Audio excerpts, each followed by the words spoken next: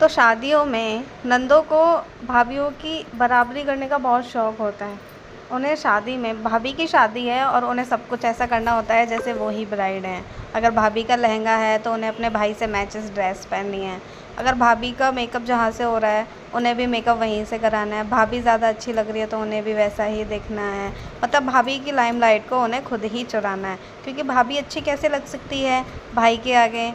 वो चाहे फिर कुछ भी कर लें, लेकिन भाभी की लाइमलाइट को वो चुरा कर ही मानती हैं। लेकिन कितना बुरा लगता है ना इस सब में कि दिन किसी और का है और आप उसको फ़ील करा दो। या फिर शादियों में कुछ भाभियाँ भी ऐसा करती हैं कि जेठानी जो अपनी शादी में अपनी शादी का लहंगा पहन के चली जाती हैं, उनका दिन बेकार करने, उनका दिन बर्बाद करने। उनका दिन तो वो बर्बाद करती ही हैं, साथ में अपनी हँसी भी बनवाती हैं। लोग इन्हें जज नहीं करते, वो लोग उन्हें पागल समझते हैं कि वो दूसरों की शादियों में लहंगा पहनती हैं। अपना शादी का लहंगा कैसे कभी कोई कैसे पहन सकता है यार, वो भी दूसरे का दिन स्पॉइल करने के लिए। आप उसमें अच्छे नहीं लगते हो, आप उसमें बेवकूफ़ लगते हो, बहुत बेकार लगते हो।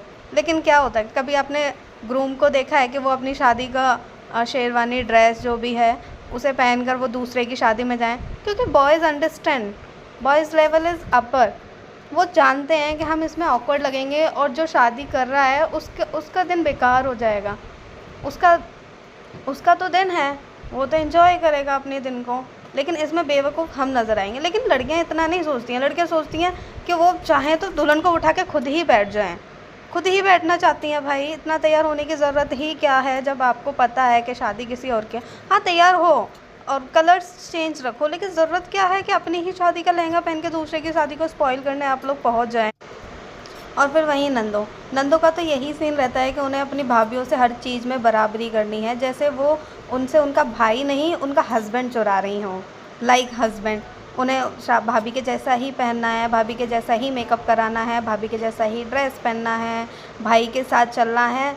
लेकिन तो वो लड़कियां ना एकदम बुद्धू लगती हैं, क्योंकि वो भाई के साथ चलती हुई उनकी बीवी ही लगती हैं। तो उन्हें भाभीयों को इम्पोर्टेंस देने की ज़रूरत नहीं है, भाभीयों को चूज़ करने की ज़रूरत नहीं है। वो खुद ही शादी क्यों नहीं कर लेती हैं अपने हस्बैंड वो भाई से शादी करेंगी तो उन्हें ज़्यादा बेटर रहेगा, क्योंकि उन्हें बराबरी तो भाभी की करनी है। भाभी को लाइमलाइट कैसे मिल जाएगी? ननद के तरीके से रहे, अपना रौब दिखाए, थोड़ा सा शादी को एंजॉय करे। वो देखिए जिम्मेदारियाँ लेती हुई ननद अच्छी लगती है। लेकिन ये क्या, ननद को तो भाभी से बराबरी ही करनी है।